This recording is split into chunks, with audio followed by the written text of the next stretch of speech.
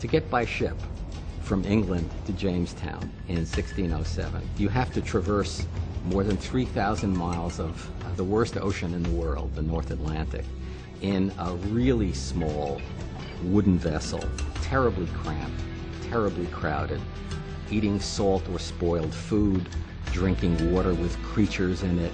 And what's even more remarkable is at the end of the journey, you're going to find yourself in an unknown territory, stretching unknown distances in every direction except the ocean.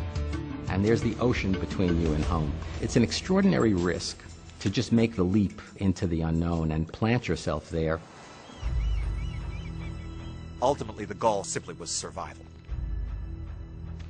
This was a wilderness, to put it mildly. The living conditions couldn't possibly have been worse. And there were Native Americans living here who appeared to be the enemy, and everybody was trying to kill each other. That colony barely, but barely survived. When the first settlers reached the shores of North America, in Virginia, in Massachusetts, the thing that struck them was the effectively unlimited extent of natural resources. They knew that the forests went back as far as anyone had ever been. They knew that there were fish in the rivers. They knew that there was enough land for generation after generation after generation of farmers. The mindset changed on the moment that the English colonists landed in America. Until then, natural resources were a restraint. Now, natural resources were a liberation.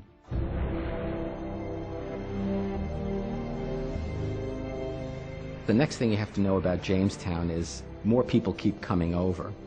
And the ones who come over later know something that the first ones didn't know, and that is that almost half of them are likely to die from local diseases to which they are not acclimated, and from other things, their own bad food, their own bad sanitation, and ultimately hostility from the Indians, whom they've antagonized by their presence. And yet people do keep coming.